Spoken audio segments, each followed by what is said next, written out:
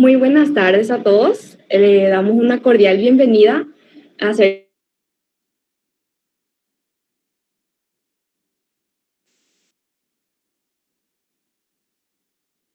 siendo hoy el 28 de agosto del 2020. Primeramente, damos un agradecimiento a los disertantes, quienes son el Paula Andrea Jiménez, presidente de la ASEMBOL. ¿Y me pueden confirmar si me escuchan bien? Sí, te estamos escuchando. Sí, te escucho muy bien. Ok. Bueno, entonces sigo. Primeramente, damos un agradecimiento a los disertantes, Paula Andrea Jiménez, presidente de la ASEMTOL, Wilson Rojas, ex oficial nacional de SCORA Colombia.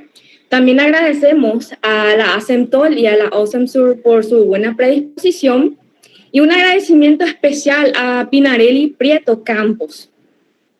Como ya estuvimos comunicando, la videoconferencia contará con una certificación cumpliendo los siguientes pasos, que son completar la inscripción, permanecer en la ponencia, completar el link de asistencia que estará disponible durante 30 minutos una vez que haya comenzado la videoconferencia. También completar el feedback y alcanzar un 60% en la evaluación. A continuación, damos inicio a nuestra videoconferencia y una vez más la bienvenida a Paola Jiménez.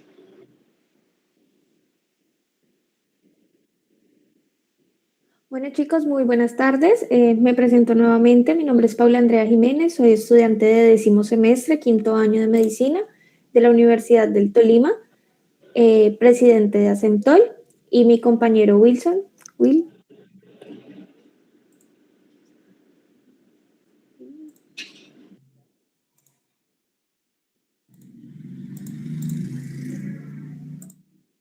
Will, no te estamos escuchando.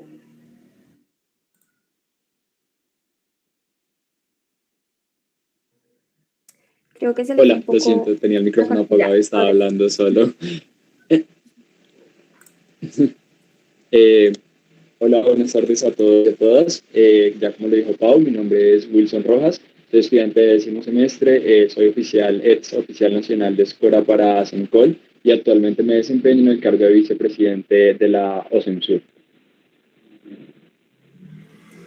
Bueno, el día de hoy el tema que vamos a tocar es la violencia basada en género, y para empezar a hablar, pues vamos a dar también un contexto un poco clínico, pero antes de ello queremos dar algo más general para que ustedes logren entender un poco de qué va este tema. Acá tenemos el iceberg de la violencia de género y es un gráfico que hemos usado frecuentemente en nuestras conferencias, porque en él podemos ver muy gráficamente las maneras en las cuales encontramos la violencia basada en género. Entonces, en la parte superior o en la parte visible podemos encontrar lo que fácilmente vamos a identificar, que es muy explícito: insultos, abuso sexual, gritos, agresiones físicas, pero debajo lo que no vemos y lo que es más sutil, más invisible, es la humillación, el desprecio, los micromachismos. Más adelante vamos a hablar un poco más a detalle de este iceberg. Lo primero que queremos hablar es que no debemos quedarnos calladas. Cualquier tipo de violencia basada en género debe ser denunciado, debe ser hablado, claramente en los tiempos de la víctima, pero debe hacerse. Pero entonces, ¿qué es la violencia de género? Según la ONU, un factor de riesgo para la violencia de género es ser mujer. Incluye dentro de esto agresiones tanto físicas, psicológicas y sexuales, y no solo el hecho o la perpetración de estas, sino también incluye las amenazas de la realización. Está presente en el ámbito público o privado, no solamente en lo privado, y lo que busca es mantener la subordinación de la mujer bajo el hombre. Esto dado ¿por qué? Por una discriminación y un desequilibrio de poderes. Esta discriminación y desequilibrio de poderes va de la mano de la violencia machista y la violencia hacia la mujer. Volvemos al iceberg y quiero que hagamos mucho énfasis en esta parte, que es la parte invisible, entre comillas, de la violencia. Y es que dentro de la parte invisible tenemos formas explícitas y formas sutiles. ¿Qué pasa con las formas sutiles? Que están tan normalizadas que ni siquiera nos vamos a dar cuenta o hemos vivido con ellas toda nuestra vida, que no nos hemos dado cuenta que están el humor sexista, el control, la publicidad sexista, invisibilizar el lenguaje, la anulación y los micromachismos, que vamos a hablar un poco de ellos más adelante. Hay unas formas que también son invisibles, pero son quizás un poco más explícitas, y ahí es donde podemos empezar a evidenciarlo muy levemente, y es la culpa, despreciar, humillar, desvalorizar, ignorar y el chantaje emocional. ¿Qué son los micromachismos? Los micromachismos son una muestra de violencia que se da en la vida cotidiana y que pasa tan desapercibido que nosotros ni siquiera nos damos cuenta. Refleja y perpetúa actitudes machistas, que el hecho de que sean machistas no implica que sean solamente de hombres a mujeres, y la desigualdad que hay entre estos. Es un término que ha sido inventado, no es un término literario, pues. Y algunos ejemplos muy claros y que estoy seguro que en algún momento de nuestra vida hemos escuchado, y es: qué suerte, tu marido, tu esposo, tu novio te ayuda en la casa. No es que mi novio, mi pareja me ayude en la casa, es que él tiene el deber porque él también vive en esta casa. El trabajo de casa y los oficios de la casa y el cuidado de los niños no es netamente de la mujer. En el caso de los restaurantes, y esto va más a lo público y es cultural, tú vas a un restaurante, pides la cuenta tú como mujer y se la van a pasar a él. ¿Por qué? Porque el contexto en el que hemos vivido toda nuestra existencia es que el hombre es quien paga. Un hombre y una mujer no pueden ser amigos. Muchos de nosotros quizás nos han dicho eso, que no pueden ser amigos porque el hombre siempre va a querer algo más de la mujer, que si la mujer tiene muchos amigos, quién sabe por qué es. Todo esto hace parte de la normalización del machismo y los micromachismos. La elección de ser madre versus poder trabajar y elegir una carrera profesional. En nuestra profesión, es que yo quiero ser cirujana, pero es que la cirugía no te da tanto tiempo para ser mamá. No, es que yo quiero ser, ¿por qué no buscas otra especialización, no sé, de pediatría, gineco, que de pronto te da un poco más de espacio para poder realizar tu familia, como si una cosa dependiera directamente de la otra? Y cosas tan frecuentes como corres como una niña, llorar es de niñas, o juega como un niño en el caso de las mujeres que son deportistas de alto rendimiento. Pero ¿qué la perpetúa o por qué la seguimos viendo a través de los años? Y es porque la cultura, la legalidad, lo social y lo político permanentemente lo están demostrando. Vamos a hablar un poco de ellos. De manera cultural, son muchas las maneras en las cuales se perpetúa. Y es que estamos acostumbrados a que nos digan: la falda es de las niñas, el rosado es de las niñas, el azul y los pantalones son de los niños. Y eso va más allá del género, ¿sí? Las definiciones culturales de los roles que son apropiados para cada género, las expectativas de los cumplimientos de los mismos. Entonces, es que si la mujer no quiere ser mamá, pues, ¿qué mujer no quiere ser mamá? Y para eso estamos. Eso hace parte de toda la violencia machista. En cuanto a la parte legal, hay menos estatus legal para las mujeres, tanto en las leyes escritas como en la práctica, y en la práctica nos referimos a los derechos a nivel social. Leyes sobre divorcio, custodia de los hijos, pensiones y herencias. Creemos que es un privilegio y que las mujeres somos muy privilegiadas porque el beneficio de la custodia de los hijos generalmente es para las mujeres. Esto no implica que sea algo positivo per se, sino implica que está sobre la mujer la responsabilidad de la familia. El bajo nivel en la formación legal entre mujeres, la falta de sensibilidad en el tratamiento de niñas y mujeres por parte de la policía y la judicatura en los casos de las denuncias. Y esto lo vamos a hablar un poco más adelante, lo va a hablar mi compañero. La parte económica.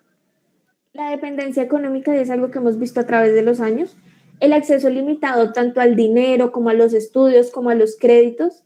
Leyes discriminatorias sobre herencias, derechos de propiedad, uso de tierras, accesos limitados al empleo. En el caso de que una mujer va a pedir el trabajo es: ¿y usted tiene hijos? ¿Y piensa tener hijos?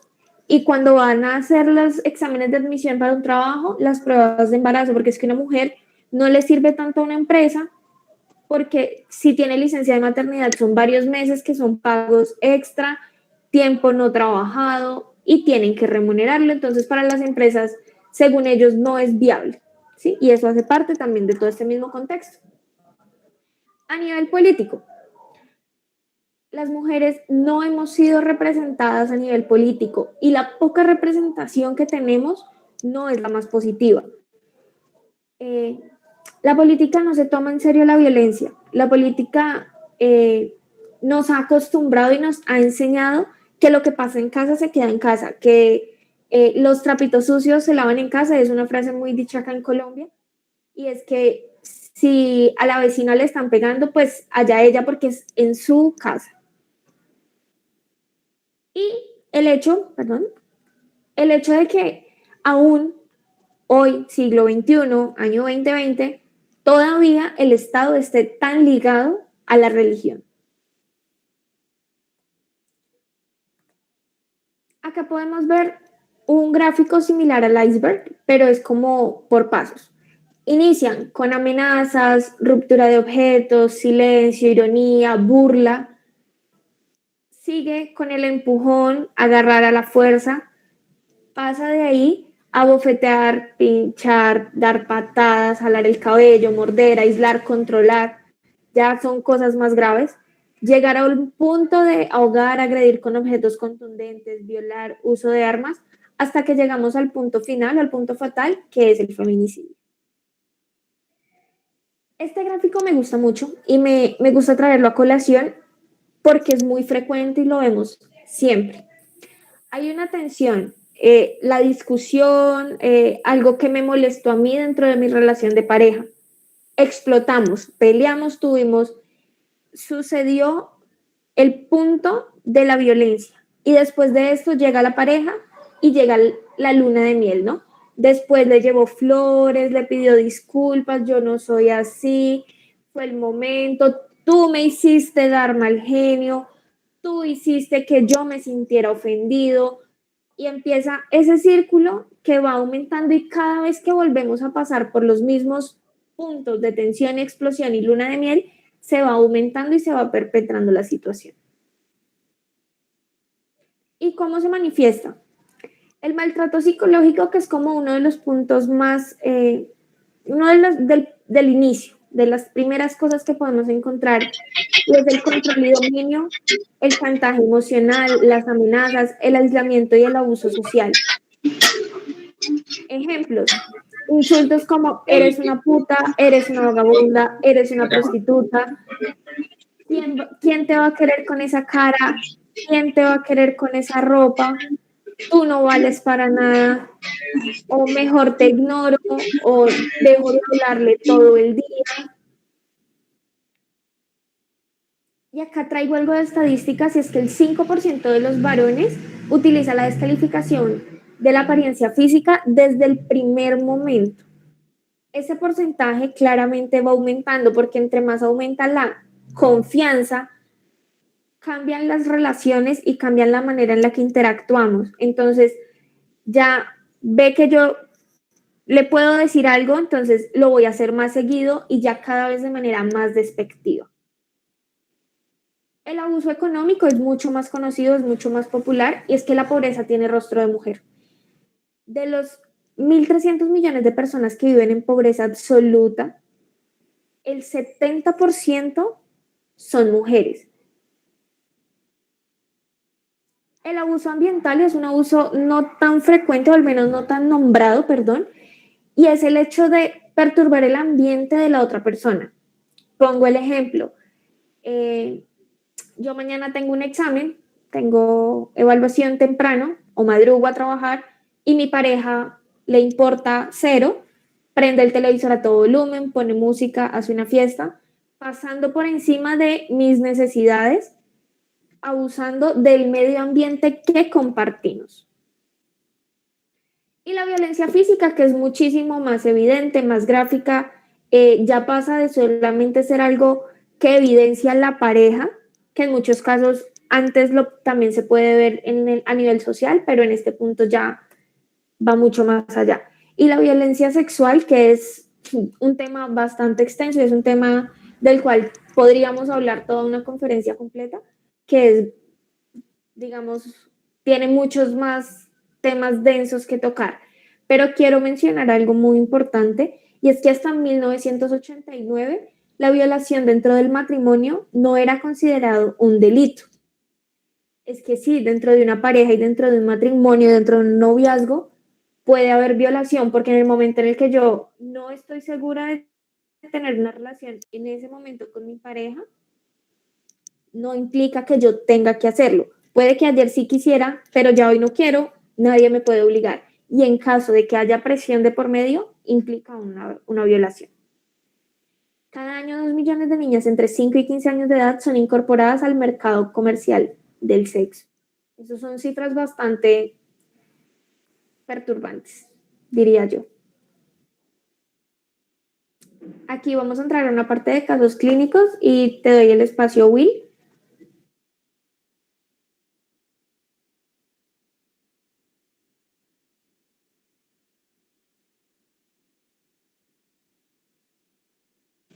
¿Aló?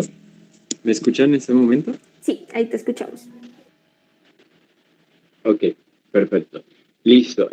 Pues ya una vez hemos dado como esta parte introductoria en cuanto a violencia basada en género, ahora es importante que lo enfoquemos un poco hacia nuestra práctica clínica, hacia nuestro oficio, hacia nuestro ambiente, digamos, laboral. Entonces, a modo de presentación, traigo este caso clínico. Es un caso clínico de vida real. Tenemos a una paciente, en este caso se llama Sandra. Llega al hospital con síntomas de resfriado. En ese momento, pónganse ustedes que hoy viernes 28 de agosto llega a su consulta Sandra con síntomas de resfriado, deposiciones diarreicas, cefalea holocraniana con intensidad 8 de 10 en la escala análoga del dolor y algunos hematomas en los brazos por una caída que ella refiere que fue en días previos. Asimismo, pues acude a consulta con su pareja, quien contestó todas las preguntas que ustedes realizaron durante el proceso de anamnesis y el médico que la trató simplemente formuló unos medicamentos y envió a la paciente a casa. Entonces aquí la pregunta principal es, ¿qué faltó? Dale siguiente, porfa, Pau. Entonces yo traigo acá unas opciones de respuesta. La idea es que ustedes revisen un momento el caso clínico y piensen cuál sería su opción de respuesta, si la A, si la B, si la C o la D, teniendo en cuenta que la C es el índice de violencia para identificar violencia de pareja, que es un indicador que existe actualmente pues, en las consultas médicas para Latinoamérica. Entonces, ¿cuál de estas 4 opciones de respuesta creen ustedes que que es la más adecuada? Pueden escribir en el chat, pueden escribir sin ningún problema, si la A, la B, o la C, o la D, o si alguien tiene alguna opinión diferente, también lo pueden hacer. Voy a dejar un momento mientras que responden.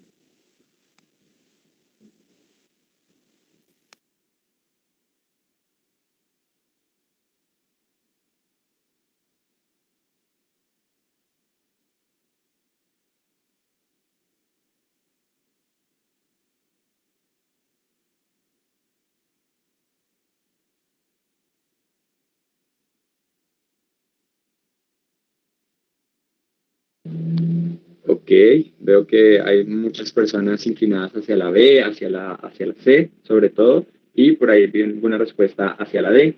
B, C y D, ok. Para ver si de pronto hay más opciones de respuesta. Ok, otra vez la B. Ok, pues en realidad cualquiera de las opciones de respuesta, cualquiera de las 4 opciones de respuesta es totalmente válida. Recordemos que estamos en un contexto de pandemia y todavía tenemos algunos pacientes que acuden a nuestros sitios de servicio por este tema de COVID-19. Asimismo, tenemos una paciente que de entrada parece que su su pareja es quien la está dominando y pues hay unos síntomas muy inespecíficos y digamos que la parte de anamnesis que se hace en cuanto a la pareja es ella quien está respondiendo todas las preguntas y no la paciente directamente, lo cual es un signo que siempre debe llamar la atención en cualquier contexto, el hecho de que un paciente o una paciente no se tenga la oportunidad de poder hablar abiertamente sobre qué es lo que le ha pasado y que sea esa persona directamente quien nos cuente, ya es un sesgo muy grande y es una primera bandera roja de las que tenemos que tener en cuenta para poder intervenir de pronto dentro de esta situación de violencia basada en género en la cual se nos puede estar presentando. Evidentemente, una hospitalización también puede ser una opción en el momento de que la paciente esté en un ambiente hospitalario, se le puede alejar de su posible agresor o una cita multidisciplinaria que vendría siendo como la menos opcionada de todas estas tres, porque implicaría nuevamente que la paciente se vaya para su casa y posteriormente pues no regrese al centro de salud a esa cita multidisciplinaria que le hemos dejado encargada. Sin embargo, cualquiera de las cuatro opciones de respuesta, en especial la C, el test para la identificación de violencia de pareja, va a ser el pilar fundamental de este caso clínico, ya que va a ser lo principal que nos va a ayudar a de pronto marcarle una línea muy marcada entre la vida y la muerte de esta paciente. De pronto para ustedes pues es muy claro que la respuesta puede ser la C, tal como lo vimos en el chat, pero tal vez es porque tenemos el sesgo de que estamos en un contexto de una charla sobre violencia basada en género o sobre violencia contra las mujeres. Sin embargo, tenemos que tener muy en cuenta, dale pausa siguiente, porfa, que no siempre vamos a estar así, que no siempre vamos a estar en este contexto y de que alguna que otra vez vamos a encontrarnos frente a profesionales de salud que van a responder de esta manera. Este profesional de la salud, eso es un caso clínico tomado de Twitter, respondió lo siguiente, que él le realizaría una prueba de IgM para dengue, ya que estamos en una epidemia de dengue desde hace varios meses, y tomaría una PCR para SARS-CoV-19. Le daría acetaminofén, hidratación y una nueva consulta si persisten los síntomas o si tiene disnea, fiebre o tos seca. Entonces, de que es muy importante de que si bien en este momento para muchos de nosotros y de nosotras fue muy claro que la opción era la C o cualquiera de las otras opciones, siempre vamos a estar en un contexto donde las respuestas van a ser abiertas y de que nosotros como profesionales de salud tenemos que tener muy la suspicacia para poder identificar esas pequeñas banderas, algunas van a ser amarillas, otras naranjas y otras rojas, que nos van a decir, oiga, póngale cuidado a esta paciente porque de pronto puede estar viviendo en un contexto de violencia. Y nosotros como profesionales de salud, si no tenemos una intervención en ese mismo momento que estamos teniendo la oportunidad de identificarlo, podemos ser responsables de todo lo que le suceda a esa paciente o a ese paciente de ahí en adelante. Entonces, de que siempre es muy importante tener este contexto en la cabeza y sobre todo pues en el contexto de nosotros como países latinoamericanos que muchas veces tenemos muy arraigados esos conceptos machistas y de que pues evidentemente repercuten directamente en nuestra sociedad. Dale siguiente, Pau, porfa. Hay que tener antes de proceder, de seguir con la parte de signos clínicos, pues vamos a proceder un poco a hablar de las creencias fundamentales que siempre debemos tener muy en cuenta. Y es lo primero, es que el sexismo existe. Como le dijo Pau, ya ustedes vieron las diferentes formas en que se puede manifestar el sexismo a través de formas visibles, formas invisibles y representados también en violencias, ¿cierto? La misoginia es perdurable, generalizada, sistémica, cultural y arraigada. Siempre desde la historia de la humanidad ha habido un odio sin ningún tipo de fundamento hacia las mujeres y siempre se les ha subestimado por sus capacidades y siempre se les ha valorado a través de sus capacidades biológicas, entre comillas, que es justamente es un ser que vino a servir al hombre y de que cumple su función meramente reproductiva. Esto es algo que ha perdurado durante toda la historia y de que es momento de que nosotros, como la nueva generación que estamos en formación, cambiemos un poco la perspectiva en cuanto a eso. Lo tercero es que hombres y mujeres deben tener iguales derechos y oportunidades en todos los escenarios y en todos los aspectos. Las mujeres son iguales de intelectuales y socialmente iguales a los hombres y las mujeres deben ser reconocidas y tratadas como iguales a los hombres. Eso es muy importante porque siempre se le, como ya lo dijo Pau, siempre se le da mucha más carga a la mujer e incluso cuando ambos sexos, cuando ambos géneros se encuentran frente a una situación similar o una situación totalmente idéntica como lo es la paternidad o como lo es la maternidad, la sociedad que dice es totalmente responsabilidad de la mujer. Es más importante la maternidad que la paternidad. E incluso lo hemos representado muchas veces pues, en las licencias de maternidad que se dan y de que siempre se va a salvaguardar la salud de la madre y todo es lo más importante la madre porque la mamá es el pilar fundamental de la familia y digamos que se deja al papá un poco más resaltar su papel fundamental también como pilar de la familia. Entonces de que es muy importante también tener estos conceptos claros. Dale el siguiente, Pau, porfa. Asimismo, pues hay unas estrategias que nosotros como profesionales de salud siempre vamos a tener y escenarios en los cuales podemos actuar para abordar el machismo, para abordar esos espacios donde estamos viendo violencia basada en género, que estamos viendo violencias contra las mujeres.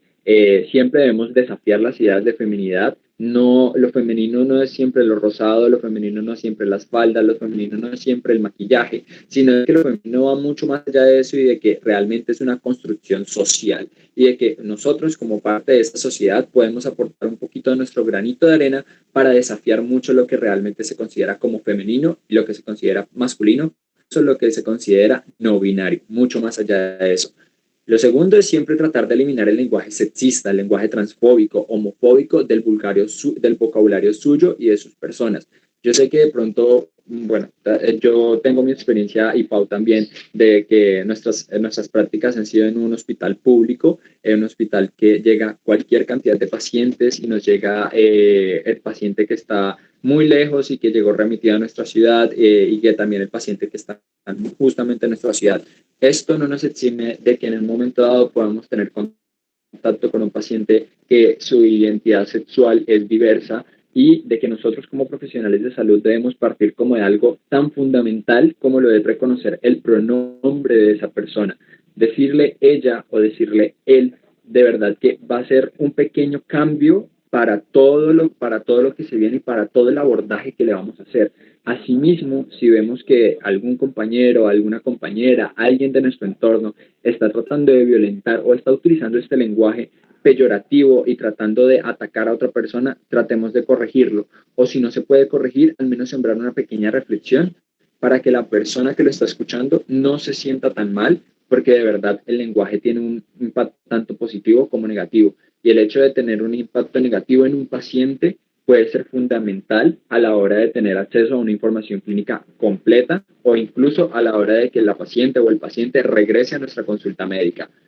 Siempre hablar alto, siempre alzar la voz por aquellos que no tienen la oportunidad de alzarla, por aquellas personas que han sido históricamente segregadas y históricamente invisibilizadas. Confiar en las mujeres. Yo sé que muchas personas hemos visto de pronto en redes sociales lo que es este fenómeno, este movimiento del scratch, que es justamente cuando una mujer públicamente, al ver que no hay ninguna respuesta por parte de las autoridades judiciales, dice públicamente, estuve en una situación de violencia, ya sea sexual o sea de pareja, y este hombre fue la persona que me violentó. Yo sé que muchas personas de nosotros hemos visto esos escenarios y de que es necesario también creerles a las mujeres, siempre. Sé que hay un porcentaje pequeño, que nuevamente es un porcentaje muy pequeño en el cual estas denuncias son falsas, pero afortunadamente pues esas denuncias, al ser falsas, posteriormente siempre se cambian y siempre pues se descubre la verdad, pero de que la mayoría, y me atrevo a decir más del 90%, realmente sí son relatos reales y por lo tanto debemos confiar siempre en cualquier relato de cualquier mujer, sea la edad que sea, sobre todo en las niñas y en los niños cuando cuentan historias de abuso o cuando cuentan historias que son muy llamativos o tienen comportamientos sexuales que no van acorde a la edad. Siempre culpar al victimario, nunca la culpa, como dice la canción, la culpa no era ni de ella, ni dónde estaba, ni cómo vestía. La culpa siempre es del violador y eso es muy importante cuando tenemos el caso de víctima de paciente de violencia sexual que acude a nuestra consulta, que ha sido violentada sexualmente o que ha sido violentado por sexualmente. Tratemos de evitar usar el lenguaje que puede revictimizar a la persona que está frente a nosotros, ya que es una experiencia totalmente traumática y a ninguna persona de las que estamos acá presentes nos gustaría podernos enfrentar a comentarios como de usted qué hacía hasta ahora, usted por qué estaba solo, usted por qué estaba sola, quién la manda a estar por allá, usted por qué fue a tomar esas cervezas y todo este lenguaje que lo único que hace es perpetuar y justificar la violencia que está viviendo cada una de las personas.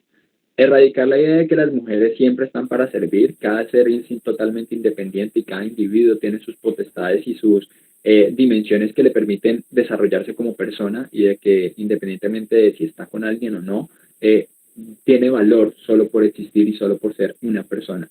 La igualdad de trato a los niños y a las niñas, en este caso es justamente importante de que, no, de que tengamos en cuenta de que estos roles de género, los roles de género que les hablaba Pau también vienen desde pequeños y desde pequeñas, porque de toda la vida siempre nos dijeron, no, un hombre no puede llorar, un hombre tiene que mostrarse rudo, una mujer tiene que mostrarse delicada, una mujer tiene que ser cariñosa, y que todo esto siempre va arraigado desde pequeños. Entonces, de que es muy importante de que siempre nosotros, como futuros padres de familia, si alguna persona aquí presente quiere tomar ese rol y esa responsabilidad, siempre eduque a los niños en cuanto a eso, o si tenemos la oportunidad de estar en contacto con alguna persona de la pequeña infancia, también hablar con ellos de todos estos temas, ya que son de vital importancia para que tengan una educación integral en cuanto a estos temas. Dale siguiente, Pau, por favor.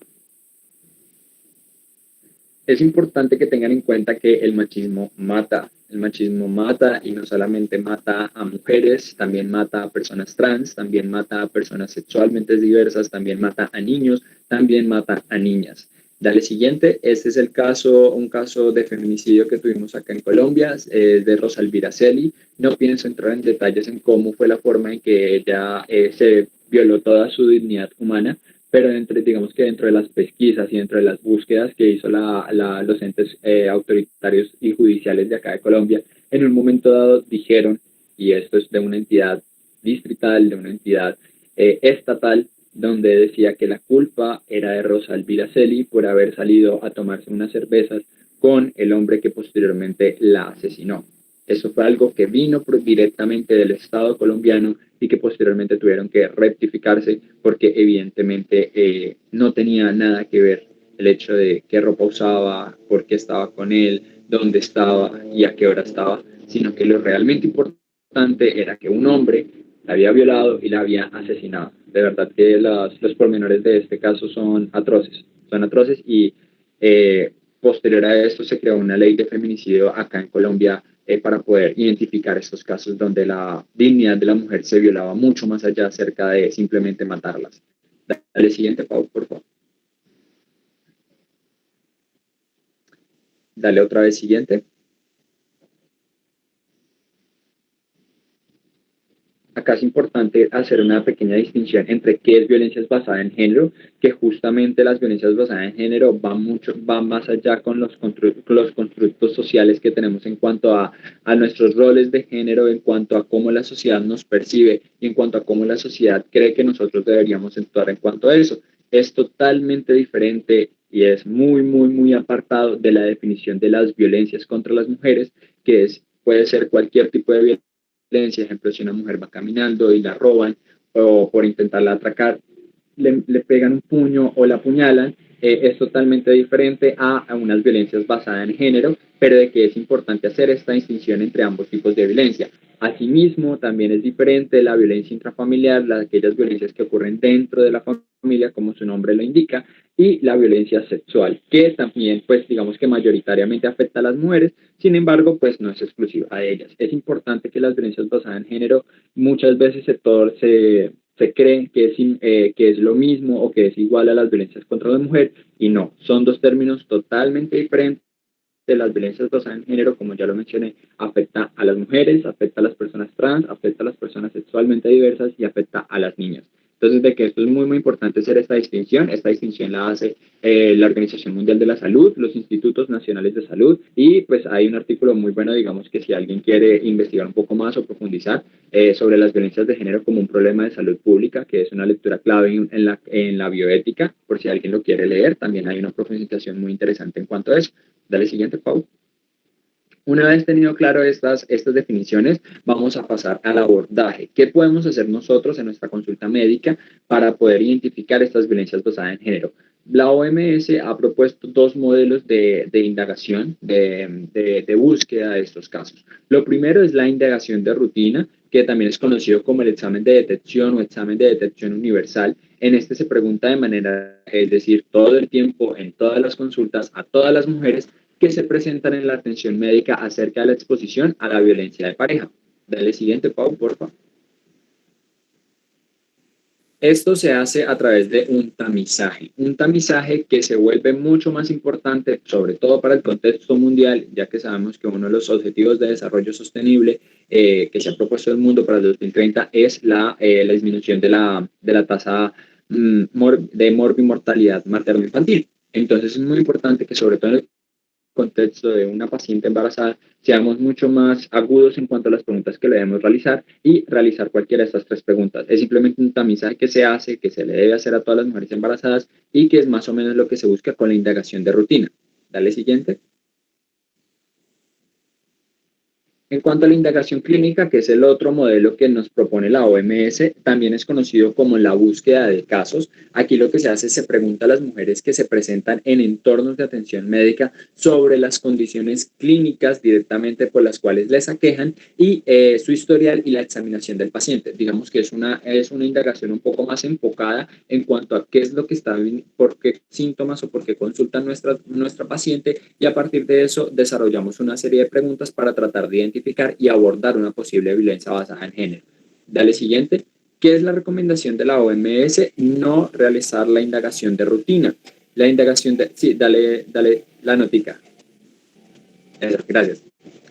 No se recomienda la indagación de la consulta de rutina o la indagación de rutina, ya que pues este método ha demostrado ha demostrado que aumenta las tasas de identificación de violencia, ¿sí? Es muy bueno identificar las tasas de violencia, pero no nos sirve de nada si las estamos identificando, pero no se reducen. ¿Qué es lo que sucede con eso? De nada nos sirve a nosotros identificar las violencias si lo que hacemos para el abordaje de la paciente es mandarla a la casa a que vuelva a vivir con su pareja o a que vuelva a exponerse a cualquier evento violento.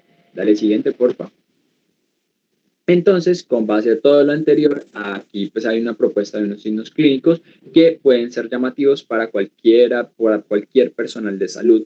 Es muy importante que estos signos clínicos obviamente van enlazados a un contexto, ¿sí? A un contexto donde nosotros como profesionales de salud debemos hacer más preguntas para indagar. Sin embargo, pues estos signos clínicos nos ayudan como a estar un poco más alerta, a escuchar un poco más a la paciente lo que tiene por decir y a ser un poco más quisquillosos en cuanto a la historia que nos está contando la paciente. Y tener en cuenta, pues, diferenciar muy bien lo que puede ser real de lo que no es real o de lo que la paciente está posiblemente inventando u omitiendo para poder proteger a su potencial agresor.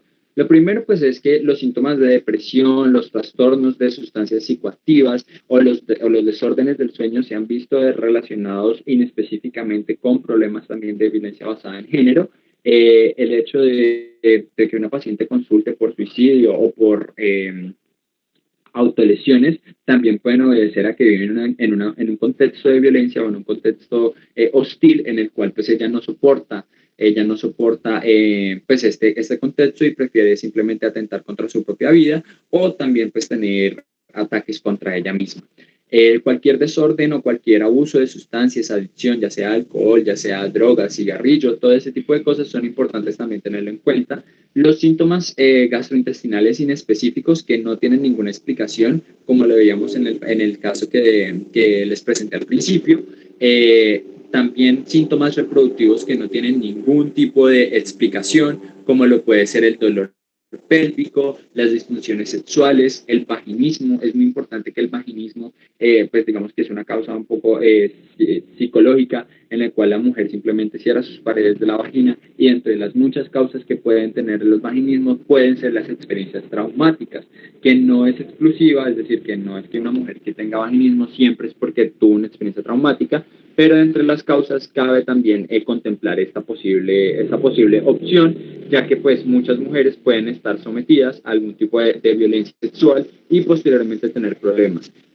mujer que también tenga algunos tipos de resultados reproductivos muy raros o muy raros, que generan curiosidad en cuanto a la forma en que perdió un embarazo o a la forma en que concebió un hijo o a la forma en que en el momento de hacer nosotros una examinación ginecológica encontramos paredes de la vagina laceradas, encontramos lesiones. Entonces, como este tipo de signos que pueden ser muy llamativos y sobre todo pues también aquellas mujeres que tienen abortos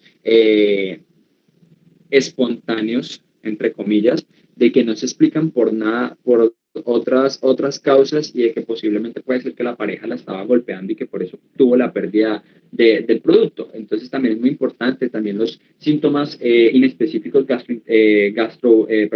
urinarios, genitourinarios, las infecciones, ojo a esto, las infecciones de vías urinarias a repetición pueden ser un síntoma también de violencia sexual o de violencia pareja.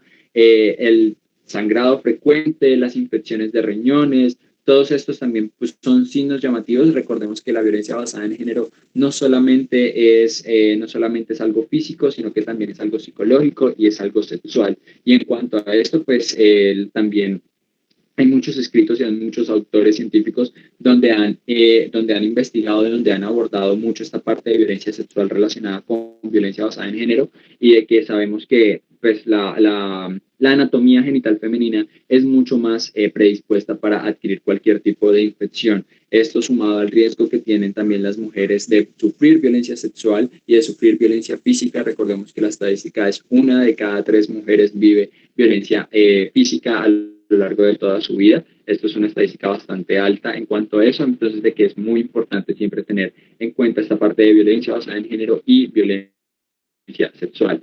Heridas traumáticas, particularmente las que se repiten o también pues que no tienen una historia que concuerde con el posible evento que se desarrolló. En este caso teníamos unos hematomas, en el caso clínico nuevamente que teníamos al principio, unos hematomas y de que la paciente dijo que se había caído. Y una caída, pues digamos que no concordaban con el sitio donde tenían los hematomas. Recordemos que las heridas, sobre todo en los que son en la zona lumbar, los que son pues las fracturas de huesos largos, los que son las lesiones en patrón, que pueden ser las quemaduras de cigarrillo, las quemaduras en guante, que es cuando se hacen manos, cuando se meten unas manos dentro de algo, las quemaduras en botas, donde también se meten pues pies dentro de algún tipo para quemar. Son lesiones llamativas y de que en verdad no son causadas por accidentes, sino que son causadas porque alguien más las causó y tenía como intención dañar a la persona, causar algún tipo de problema en la persona. En cuanto a las consultas repetitivas también que pueden tener una paciente que consulta varias veces por el mismo síntoma, una paciente que les dice, doctor, doctora, yo la verdad no me siento bien, usted no me va a hacer algo más, envíeme a otro lado, yo no me termino de sentir bien. Es una paciente que está pidiendo ayuda, que si bien explícitamente no nos está diciendo, por favor, ayúdeme, implícitamente nosotros tenemos que tener la capacidad de poder identificar de que esa paciente nos está diciendo que quiere que hagamos algo más por ella, ya sea una cita con psicología, ya sea una cita multidisciplinaria o ya sea nuevamente una cita de control con nosotros. Y nuevamente una persona, una pareja que se mete constantemente en la consulta y que no deja finalizarla, también es un signo casi que de bandera roja para siempre tener los ojos puestos en esta paciente. Dale siguiente, por favor.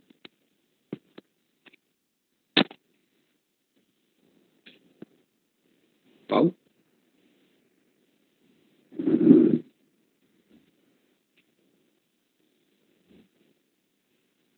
Pau, dale el siguiente, por favor.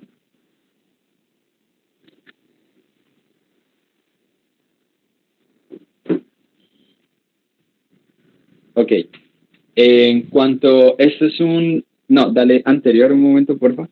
Qué pena contigo.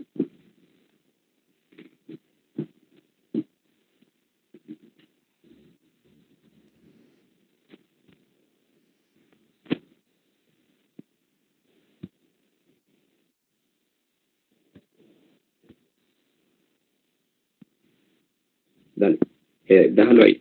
Entonces, este es un cuadro para ustedes identificar si realmente están antes de hacer cualquier pregunta o antes de abordar cualquier síntoma, siempre es muy importante que ustedes se aseguren que están en un espacio seguro con su paciente, con la paciente que estén abordando. Lo primero pues es que si están en un espacio confidencial, en un espacio de silencio, recordemos que una vez que se empieza a contar un relato de estos, por nada del mundo podemos interrumpir a la paciente o a la persona que nos está contando, ya que esto puede ser un obstáculo dentro de la relación médico-paciente y de que esto pues puede evitar que nos termine de contar todo lo que nos quiere contar la paciente.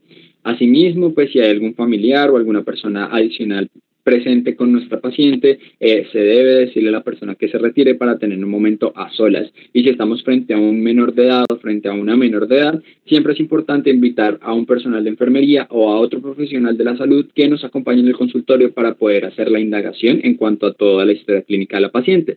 Asegurarnos de que la paciente hable nuestro idioma, sobre todo pues las personas que hablan el lenguaje de señas, las personas que manejan un lenguaje de sus culturas indígenas, que yo sé que es muy frecuente allá en Paraguay, y pues si una vez la respuesta pues a todas estas tres preguntas fueron sí seguida, pues estamos en un lugar seguro, y a partir de eso pues explicarle muy bien a la paciente que todo lo que ella nos va a decir o todo lo que nos va a comentar va a quedar solamente dentro del espacio de consulta médica, y de que esto no lo va a saber nadie más y que no tiene por qué saberlo nadie más.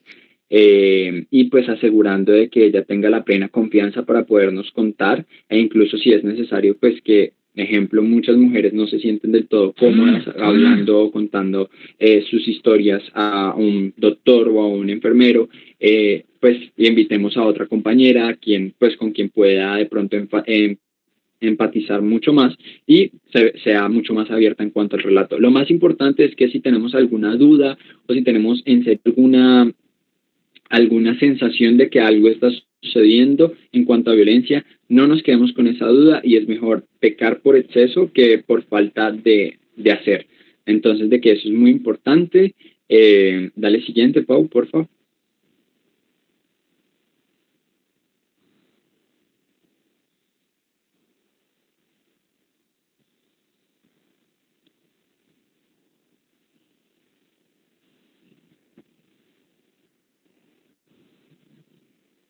Pau.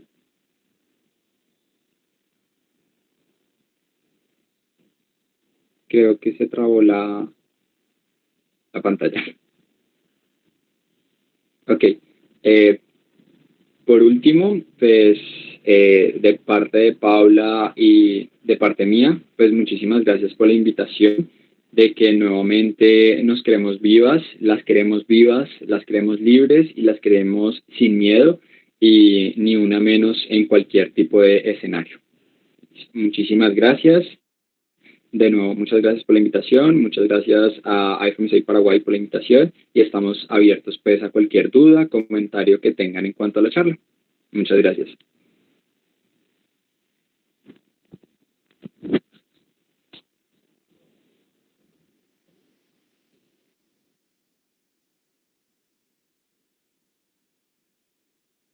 No sé si Pau quiere agregar algo más. Quisiéramos saber si algunos de los chicos que estuvieron tienen alguna duda, pregunta referente al tema, alguno de los términos de pronto que utilizamos. No, perfecto. Muchísimas gracias. Fue muy aprovechable y gustaría de agradecer a todos ustedes. Buenas noches.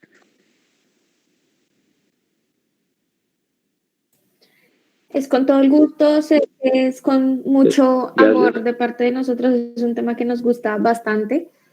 Y ya.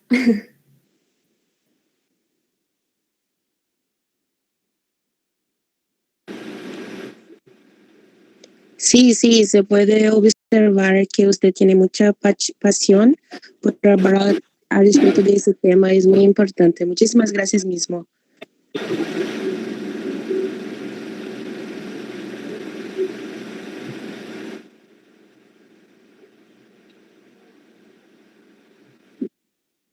No, a ustedes, nuevamente a ustedes. Esperamos que estos espacios se sigan repitiendo para su formación y para nuestra formación.